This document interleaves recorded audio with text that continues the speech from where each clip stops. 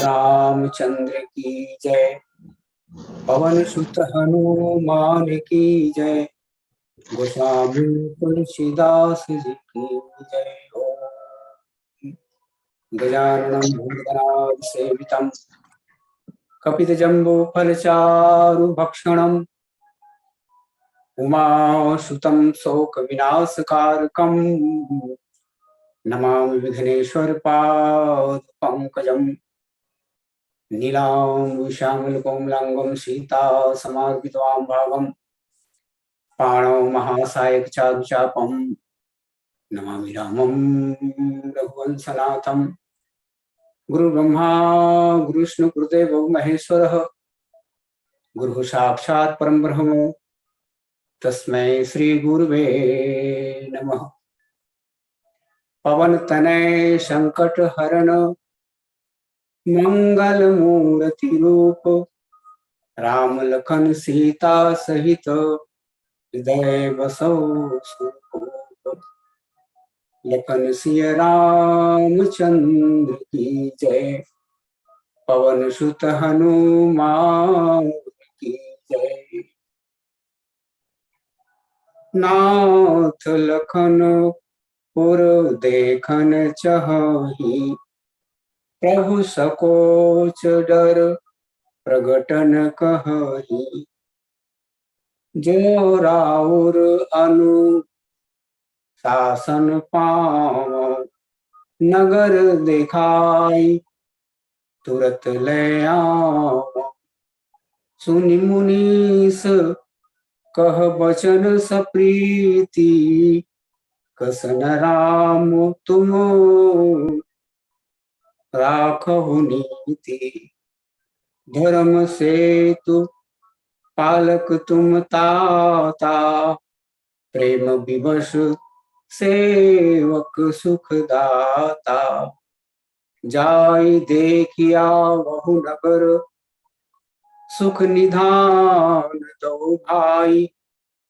करहु सुफल सबके नयन सुंदर बदन दिखाई। लखन सिय रामचंद्र की जय। गोस्वामी तुलसीदास जी की जय। राम कथा सत्संग पटल में समुपस्थित भगवत स्वरूप मानस प्रेमी सज्जनों, पूज्य गुरुजनों, क्षमादरणीय मित्रों, ममतामयी करुणामयी माता बहनों, आप सबों के पावन चरण कमल मेरा सादर शीश नमन, सादर प्रणाम। इस लिंक के दूसरे वक्ता पूज्य चरण महाराज योगेश्वर उपाध्याय जी को मेरा सत नमन, जिनकी छाया छाया में हम सब लोग आनंद की अनुभूति करते हैं। तीसरे लिंग के वक्ता आदरणीय भाई श्री मनहर लाल जी साहू नेवारी खुर्द को सादर शुभाशीष। और इस कार्यक्रम के आदरणीय संयोजक सम्माननीय श्री जे.एस. पटेल जी को मेरी ढेर सारी शुभकामनाएं। सबके प्रति नमन करते हुए आइए विदेहराज जनक के नगर का दर्शन की अभिलाषा लिए हुए लक्ष्मण जी उपस्थित हैं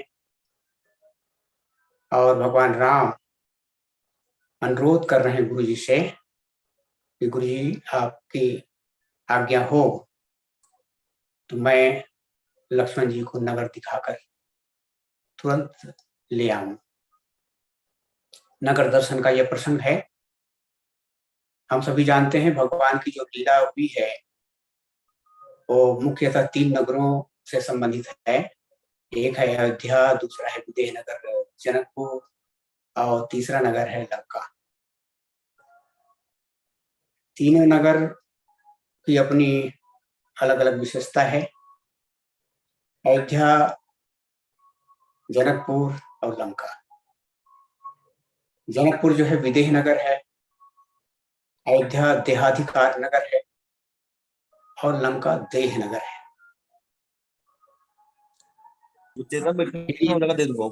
दूसरी दृष्टि से कहें तो यहाँ जितने भी विदेहनगर में जितने भी नर नारी हैं, जितनी भी प्रजा है, ये सब के सब धर्मशील ज्ञानी गुरुमंता सब के सब संत हैं। अयोध्या में एक दो को छोड़कर सभी संत हैं और लंका में एक दो को छोड़कर सभी असंत। नगर देखने की उत्कट अभिलाषा लक्ष्मण जी के मन में और कुछ भय भी है। भय के कारण वे अपने हृदय की बातों को प्रकट नहीं कर पा रहे हैं और भय होना भी चाहिए। बड़ों के सामने कहने समझने सुनने के लिए भाई हमको थोड़ी सी मर्यादा रहनी चाहिए, मर्यादा पूर्ण हमारा व्यवहार होना चाहिए। और गोस्वामी महाराज जी भगवान से 3 चीजों की याचना करते हैं। सुत की प्रीत प्रतीत मीत से और निप जो डर डरिए। महाराज मैं आपसे 3 चीजें मांगने के आया हूँ। जैसे एक पिता पुत्र से जैसे स्नेह करता है, प्रीति करता है, वैसा ही प्रीति मुझको दीजिए। एक मित्र दूसरे मित्र से जैसे स्नेह करते हैं वैसा स्नेह मुझको दीजिए। प्रतीत विश्वास दीजिए। और तीसरी बात यह है जैसे प्रजा किसी राजा को डरती है, प्रजा के मन में जैसे राजा के प्रति भय व्याप्त रहता है, ऐसा ही मेरे भी जीवन में आप के लिए भय हो, आपसे डरता। तो मर्यादा के लिए तो डर आवश्यक भी है। तो यहाँ पर लखन हृदय लाल साथ सेखी जाई जनकपुर आई देखी और प्रभु भय बहुरी मुनि सत्संग। महर्षि विश्वामित्र जी का उनको संकोच है और राम जी का उन्हें डर है। लक्ष्मण जी से पूछा गया महाराज आप तो काल के स्वरूप हैं, आप क्यों डरते हैं? लक्ष्मण जी ने कहा कि मैं लोगों को बताना चाहता हूँ कि मैं काल होकर जब भगवान से डरता हूँ तो आप लोगों को निश्चित रूप से ईश्वर का भय होना चाहिए। तो प्रकट न कहीं मन ही मुस्काई, मन ही मन मुस्कुरा रहे हैं और प्रकट में नहीं कह रहे हैं। अब मन ही मन क्यों मुस्कुरा रहे हैं लक्ष्मण जी महाराज? इसलिए मुस्कुरा रहे हैं क्योंकि इनको देखना भी है और दिखाना भी है। भगवान राम को ये दिखाएंगे और लक्ष्मण जी तो हजार नेत्रों वाले हैं शेष रूप में, तो उनसे क्या छुपा हुआ, वे क्या देखेंगे? पर हाँ, वे दिखाना चाह रहे हैं, ईश्वर को दिखाना चाह रहे हैं। जो ईश्वर सगुण रूप में उपस्थित हुआ है उसको भी दिखा देना चाहते हैं। जिनको दिखा देना चाहते हैं ये वेदांतियों का नगर है जहां नाम और रूप दोनों मिथ्या है, जहां के लोगों का जो कान है वो वेदांत के फलों से फलित है, वेदांत का फल लगा हुआ है। तो लखन जी चाहते हैं कि इनके कानों में तो वेदांत का फल लगा हुआ है, इनके नयनों में प्रभु दर्शन का फल लग जाना चाहिए। और करहु सुफल सबके नयन, ऐसा कहकर के विश्वामित्र जी इसकी पुष्टि भी करते हैं। तो निवेदन किया गया, भगवान राम निवेदन करते हैं महर्षि विश्वामित्र जी से कि नाथ लखनपुर देखना चाहिए। हे नाथ, लक्ष्मण जी नगर देखना चाहते हैं। और प्रभु संकोच डर प्रकट न कहीं, आपके डर और संकोच से वे प्रकट रूप में अपनी बातों को नहीं कह सक रहे हैं। जो राहुल आयुष में पाऊं नगर दिखाई ले आऊं, यदि आपकी आज्ञा हो तो मैं उन्हें नगर दिखा करके तुरंत वापस ले आऊं। और राम जी की बातों को सुन करके महर्षि विश्वामित्र जी बहुत प्रसन्न होते हैं। कहते हैं कि सुन मुनीश कह बचन सप्रीति, कस राम तुम राखो प्रीति। सुनि मुनीश कह बचन सप्रीति, और कस न राम तुम राखो नीति।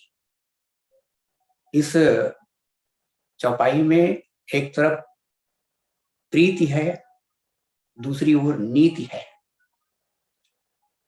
और इन्हीं दोनों के बीच भगवान का समन्वय है। भगवान राम के व्यक्तित्व की सबसे बड़ी विशेषता यदि हम बताने जाएं किसी को, तो हम कह सकते हैं उनके व्यक्तित्व की सबसे बड़ी विशेषता है समन्वयवाद।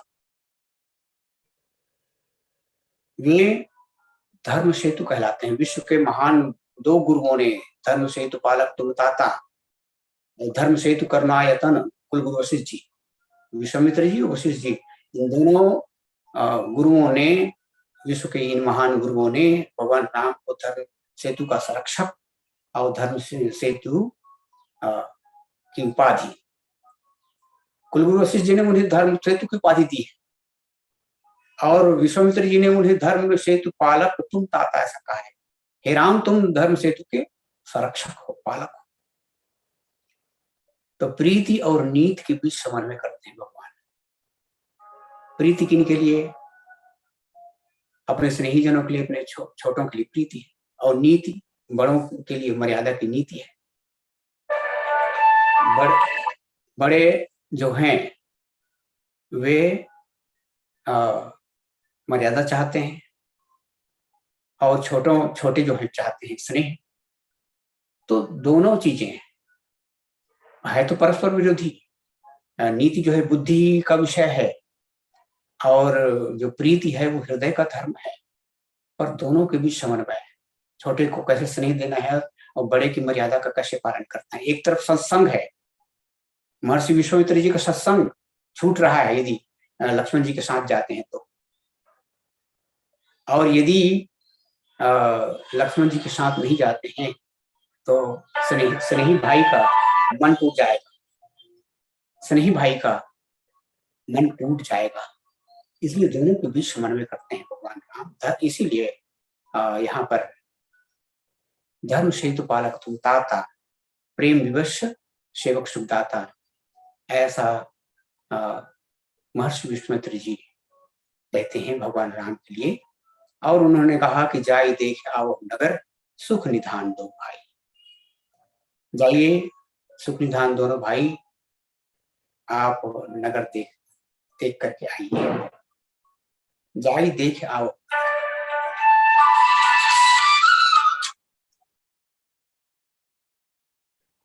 देखने के लिए, नगर देखने की आज्ञा मिलती है।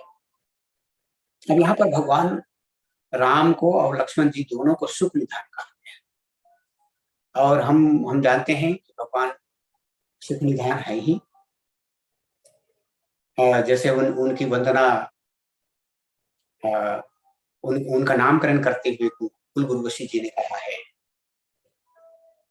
कि जो आनंद सिंधु सुख राशि, जो आनंद सिंधु सुख राशि सीकर तय तरलोक सुपासी, सो सुख धाम राम रसनामा, अखिल लोकदायक विश्राम। इसी प्रकार लक्ष्मण जी के लिए बंदा लक्ष्मण पद जाता, शीतल सुभग भगत सुख दाता, वे भी सुख प्रदान करने वाले सुख निधान है। तो जाई देख आओ नगर, सुख निधान दो भाई, करहु सुफल सबके नयन सुंदर बदन दिखाई। करहु सुफल सबके नयन, दर्शन की सार्थकता का प्रतिपादन यहाँ पर किया जा रहा है। करहु सुफल सबके नयन, सबके नेत्रों को सुफल कीजिए। ये वेदांतियों का नगर है, निराकार उपासकों का नगर है। ये नाम और रूप को मिथ्या समझते हैं। अभी तक ये वेदांतों की बातों को आप अपने श्रवण से सुनते रहे हैं, कानों से सुनते रहे हैं। कानों में तो वेदांत का फल लग ही गया है, अब आंखों में भक्ति का फल लग जाए, सगुण ब्रह्म का, सगुण साकार ईश्वर का फल लग जाए, तो दर्शन की सार्थकता हो जाए, इनकी आंखें सार्थक हो जाए। ये महर्षि विश्वामित्र जी का ध्येय है इस दोहे के आधार पर। और हम ये बात देखेंगे कि महर्षि विश्वामित्र जी सगुण साकार ब्रह्म को प्रस्तुत करने में बड़े कुशल हैं। यहाँ जनकपुर आगमन हुआ प्रथम पहर में ही, आज ही की बात है, आज ही प्रथम पहर में उनका आगमन हुआ है।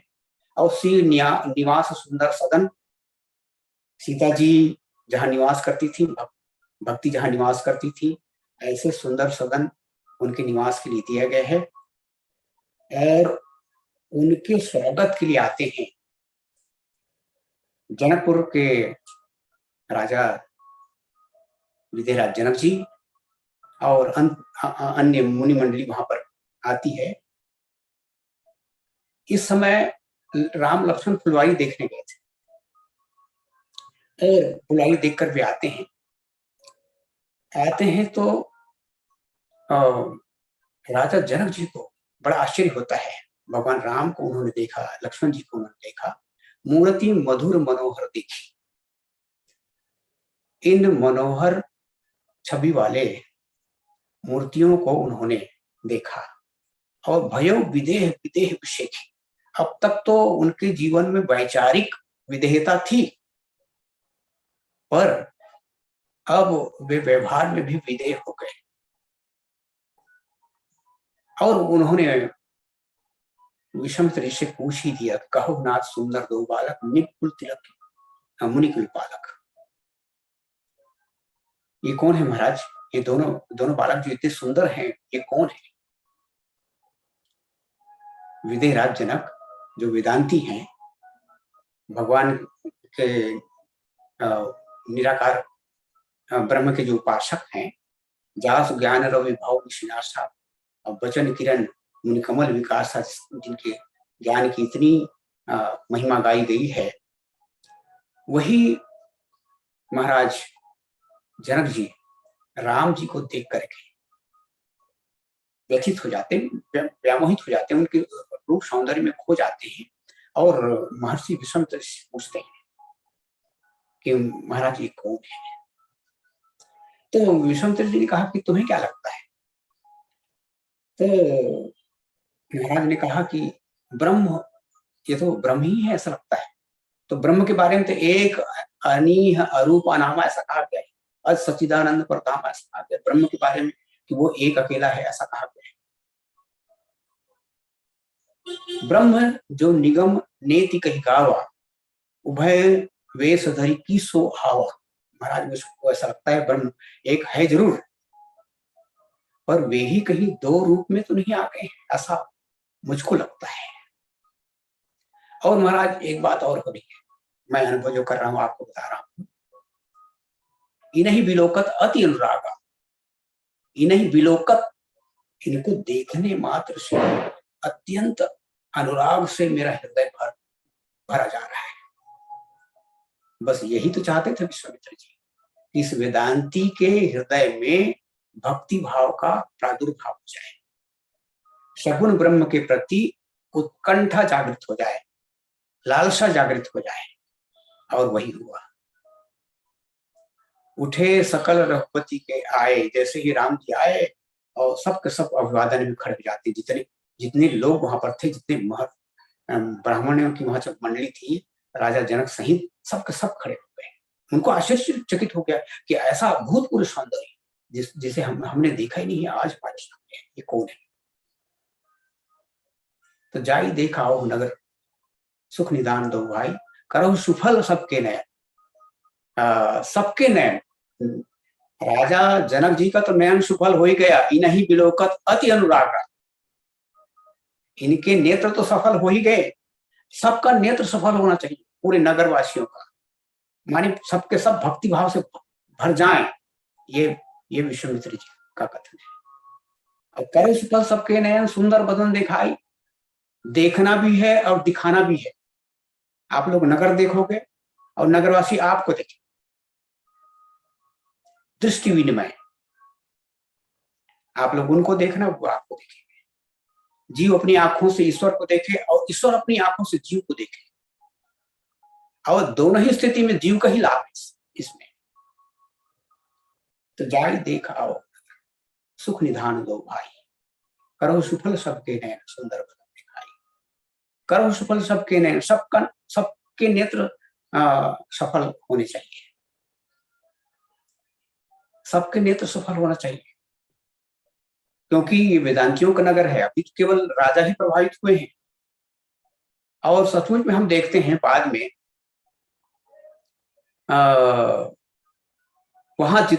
वहां प्रभु राम के स्वरूप को देख करके जितनी भी महिलाएं थीं, वे उनके स्वरूप की चर्चा करने लगी। कहाँ ही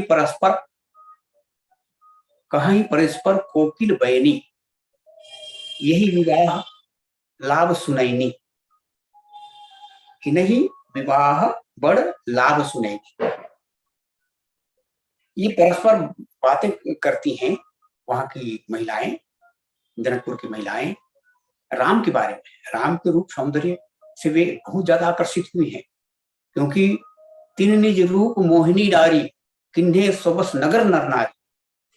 भगवान राम के स्वरूप की मोहिनी वहां पर चल पड़ी है, और सभी नगरवासी व्यामोहित हो गए हैं उनके रूप सौंदर्य में, और परस्पर सब जगह वही बातें हो रही है।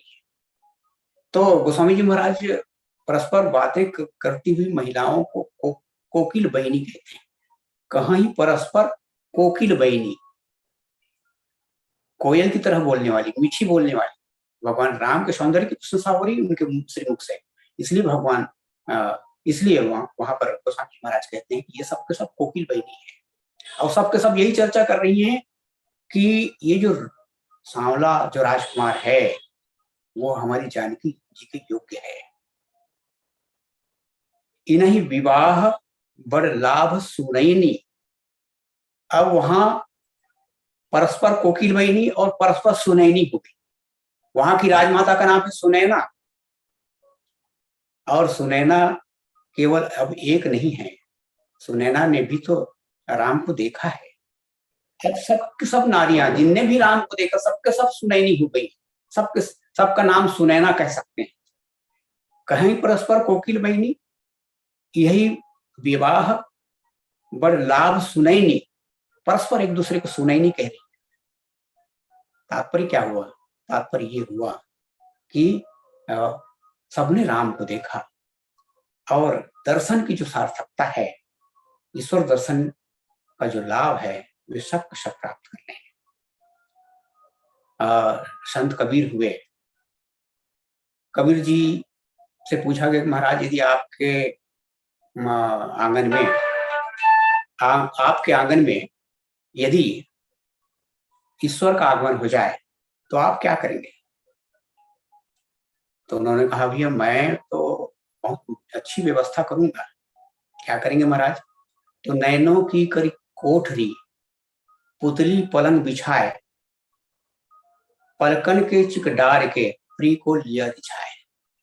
मैं तो अपने नेत्र को एक सुंदर सा कक्ष का स्वरूप दूंगा, और पुतली का पलंग बिछाऊंगा, और पलकों का पर्दा डाल करके अपने प्रीतम को उसकी सुंदर बिस्तर में शयन कराऊंगा।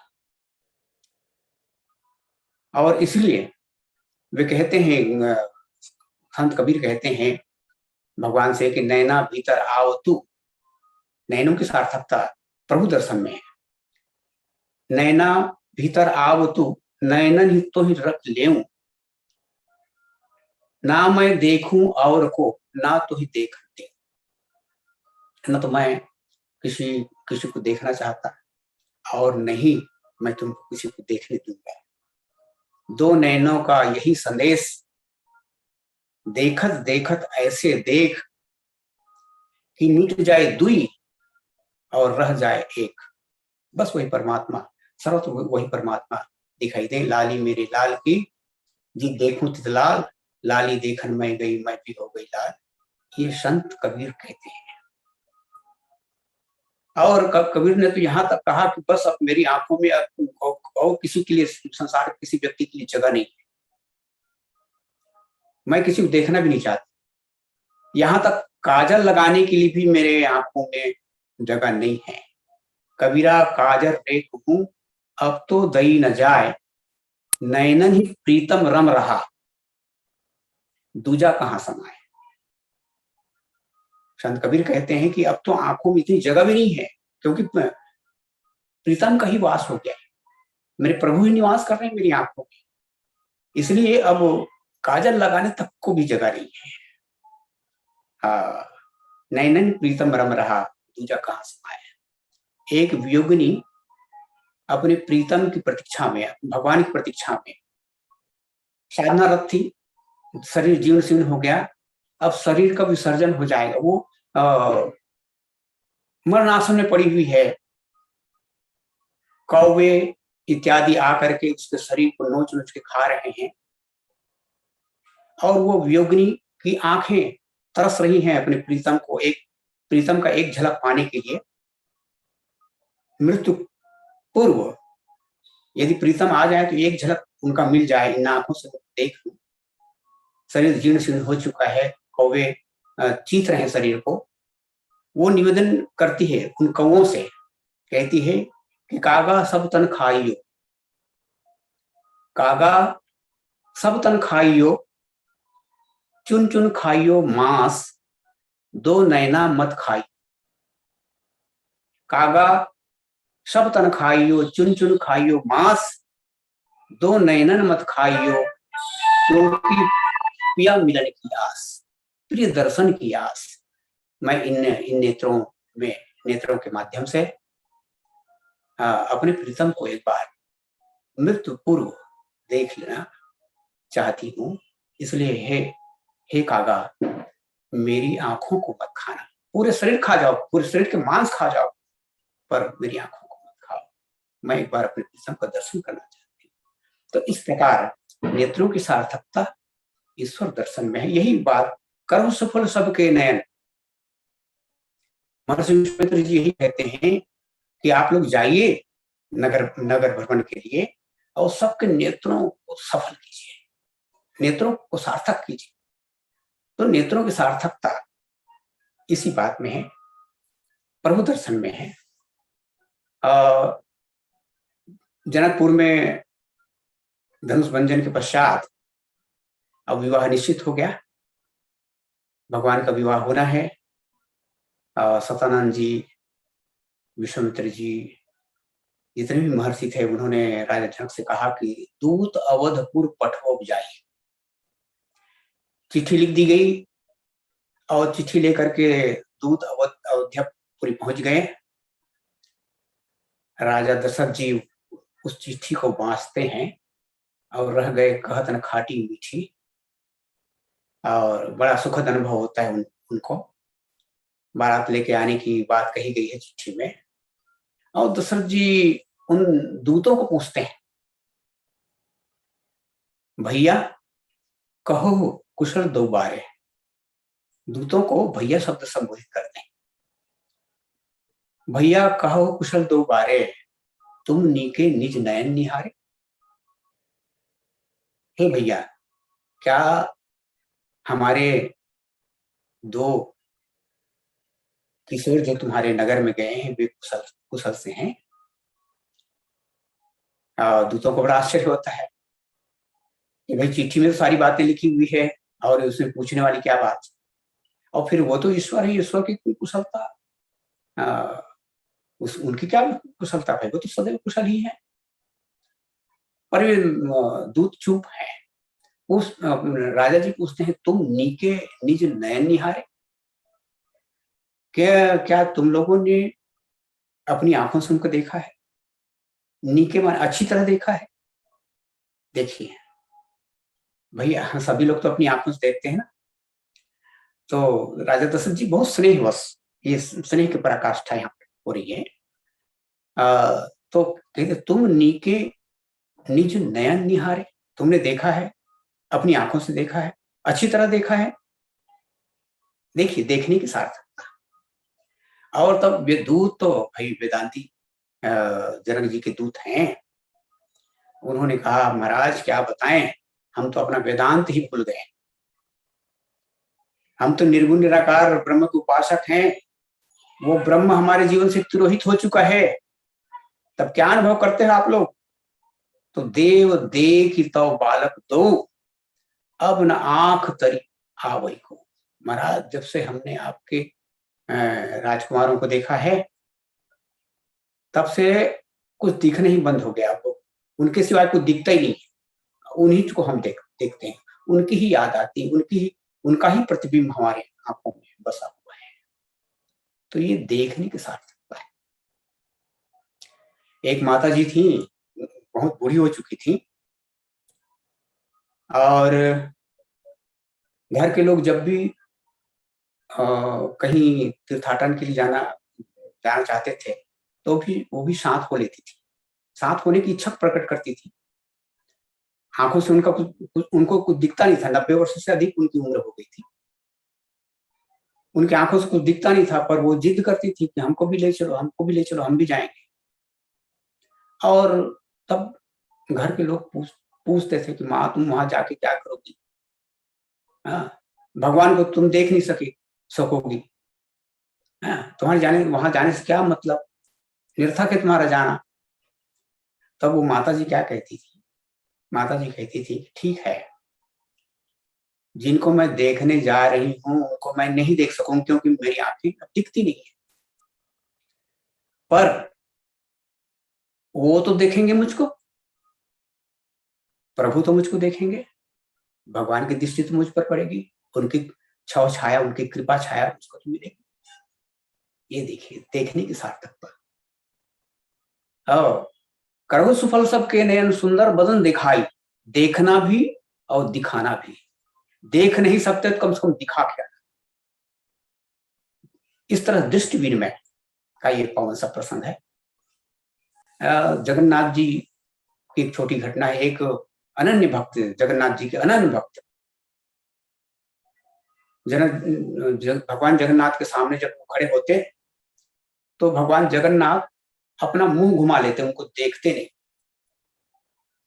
भक्त को बहुत कष्ट होता है कि मैं कैसा दुष्ट हूं कि भगवान मेरा मुंह भी देखना नहीं चाहते।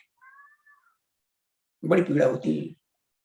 और अपनी पीड़ा उन्होंने कई बार निवेदन भी किया भगवान से कि भगवान आप क्यों रुष्ट हैं मुझसे, मैं जैसे ही आपके पास आता हूँ आप मुंह फेर लेते हैं, उसको देखते। एक दिन स्वप्न में फिर से साक्षात्कार भगवान का हुआ, फिर से निवेदन उन्होंने किया, प्रभु आप मुझको देखते क्यों नहीं? मैं आपको देखने के लिए जाता हूँ, आपका मुखमंडल में देखना चाहता हूँ, पर आप मुझको क्यों नहीं देखते? तब वो भगवान ने उनको कहा कि भाई तुम मांगते कुछ नहीं हो मुझसे, इसलिए मैं लज्जित हो जाता हूँ, लज्जित होकर के मुंह फेर लेता हूँ। तुम्हारी कोई मांग है तो बोलो, मांगो तो फिर मैं तुमको निश्चित रूप से देखूंगा। और दूसरे दिन वो भक्त गया और विश्व की कुशलता के लिए सर्वे भवन्तु सुखिनः सर्वे सन्तु निरामया सर्वे भद्राणि पश्यन्तु मा कश्चित् दुर्भाग् भवेत्, भगवान मैं आपसे ये याचना करता हूँ। और तब भगवान सन्मुख हो गए। तात्पर्य क्या है? देखने की सार्थकता। देखने की सार्थकता यही है कि भगवान हमको देखें, हम भगवान को देखें, हम भगवान को देखें। प्रभु से एक वियोगिनी जो सखी है वो कहती है कि प्रीतम चितवहु मेरी ओर, हे प्रीतम मेरी ओर देखो, हम चितवत तुम चितवत नाही, हम चितवत तुम चितवत नाही, कैसे ही के कठोर, प्रीतम चितवहु तुम मेरी ओर, हम चितवत तुम चितवत नाही। भगवान मैं आपको देखती हूं, पर आप देखते नहीं हैं, कैसे ही कि कठोर, कैसे आप निष्ठुर हो गए हैं। तात्पर्य ये है कि भगवान को हम देखें और भगवान हमको देखें, तब हमारा जीवन, माने जीव का जीवन, भक्त का जीवन, साधक का जीवन तभी सार्थक होगा। दर्शन की ही सार्थकता है। और निर्गुण ब्रह्म, जहाँ नाम और रूप दोनों ही निरर्थक हैं, वहां के लिए तो कोई बात नहीं, पर सगुण ब्रह्म के जो उपासक हैं उनको भगवत दर्शन करना ही चाहिए। और ये भगवान राम और लक्ष्मण जी दोनों के दोनों नगर दर्शन के लिए जनकपुर पधारते हैं। और फिर एक ऐसी स्थिति आती है कि धाये धाम काम सब त्यागी, भगवान को देखने के लिए, लखनलाल जी को देखने के लिए वहां पर भीड़ उमड़ पड़ती है। धाये धाम काम सब त्यागी, मनोह रंक निधि लूटन लागी। ऐसा लगा कि रंकों ने कोई निधि पाली हो, कोई धन का भंडार पा लिया हो और उसको लूटने के लिए चले आए। तो ये निधि किसकी है भाई? ये निधि है दे माने भगवती श्री सीता की। हर से जन निज निधि पहचाने। पुष्प वाटिका में जब भगवान का प्रथम दर्शन हुआ भगवती श्री सीता को, तो वहां पर गोस्वामी जी लिखते हैं कि देख रूप लोचन ललचाने। भगवती श्री सीता भगवत दर्शन करने के पश्चात, प्रभु श्री राम का सौंदर्य दर्शन करने के पश्चात ललचाई दृष्टि से भगवान को देखने लग जाती हैं। और उनको कितना हर्ष हुआ, तो हर्ष से जन निज निधि पहचाने। जैसे अपनी निधि को, निज निधि को, रामचरितमानस में निज का बहुत महत्व है।